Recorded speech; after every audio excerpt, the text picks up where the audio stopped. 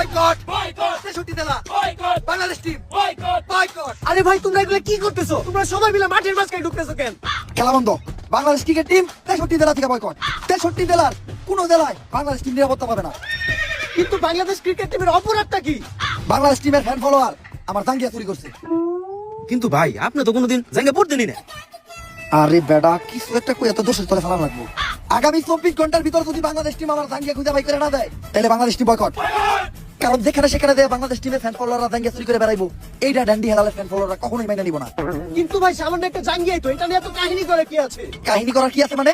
ডেন্ডি হেলালের জাঙ্গিয়া ওইটা মিনিমাম 50,000 টাকা বেচতে পারতাম। এই যে শার্টটা চাইলে 1 লাখ টাকা বেচতে পারবো। কোন একদিন দেখবেন নিচে চুল একটা ধরে টান দিয়ে সিরা বেচলাম 5 লাখ টাকা রেকর্ড করবো রেকর্ড। কিন্তু ভাই একটা জিনিস বুঝলাম না, আপনার এই মূল্যহীন জিনিসগুলো কিনে কোন ব্যাক করে না? এই যে আমার লোকে যে ব্যাক কলের আছে রাই, এগুলার এক কথা তুমি আমার সন্তানও বলতে পারো। কারণ এরা আমার কথায় উঠতে গেলে উঠে, বইতে গেলে বহে, চুষতে গেলে চুষে।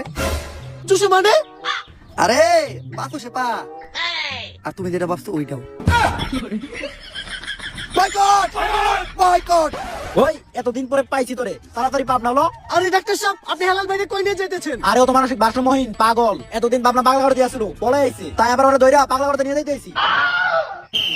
ওই ওরে পাগলা গারোতে পরে নিবি, আগে ওর আম গাছে তুইলা দে। ওর নামে ওয়ারেন্ট আছে, ওরে আমরা অ্যারেস্ট করব। কিন্তু স্যার হেলাল ভাইয়ের অপরাধটা কি?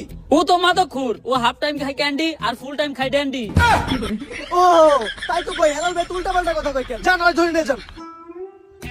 Boycott police boycott boycott. তো ভাই ও ভাইরা ফোন করে দেবো না, কারণ ফোনের ভিতর আমাদের মৌড়া পড়ে। আপনাদের সবাইকে স্বাগতম আইসিসি কাপ মানে ইন্ডিয়ান ক্রিকেট ওয়ার্ল্ড কাপে। স্যার এটা ইন্ডিয়ান ক্রিকেট ওয়ার্ল্ড কাপ না, এটা international cricket world cup. International হইলেই লাভ কি, চালাই তো ইন্ডিয়ারাই। তো আমাদের সাথে আছে বাংলাদেশের অধিনায়ক বাদ শামীম আর ইন্ডিয়ার অধিনায়ক সূর্যা কুমার যাদব, ইয়াদব।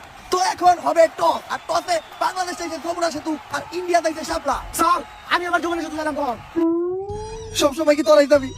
একটা দিন কি আমি যাইতে পারি না? আমার কি কোনো মূল্য নাই? ব্যাটিং করবি তোরা, বোলিং করবি তোরা, ফিল্ডিং দিবি তোরা, তাহলে আমি এনে কি করতে দিই? ঘাস কাটতে আমি কি একটা বার যাইতে পারি না? ঠিক আছে স্যার, আপনি টস দেন। Toss Shapla, India won the toss. Yes yes yes. Sir toss জিতার পর ইন্ডিয়াও তো এত খুশি হয় নাই যতটা খুশি আপনি হইতেছেন।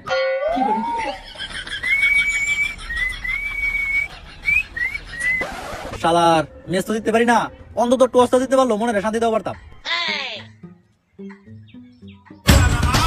শাপলা, এই পাশে শাপলা, এদিকেও শাপলা। এই ইন্ডিয়া দালাল! আমি আগেই বুঝতে পারছিলাম যে ডাল মে কুছ কালা হয়, কিন্তু এই জায়গায় তো দেখি পুরো ডাল হি কালা হয়। কিন্তু টসার কেন এমন করলো বাংলাদেশের সাথে? আচ্ছা টসার কি চাইছে ইন্ডিয়ার ক্যাপ্টেনের কাছে? ইন্ডিয়ার ক্যাপ্টেন তার মেশিনের ভিতর থেকে একটা মোবাইল বের করে দিল। কি মোবাইল এটা? IPhone 17 pro max. তাইলে এটাই আসল ঘটনা না যে কক্সে টসার এখন খেলবো আইফোন 17 প্রো ম্যাক্সে। তো এরই মধ্যে দিয়ে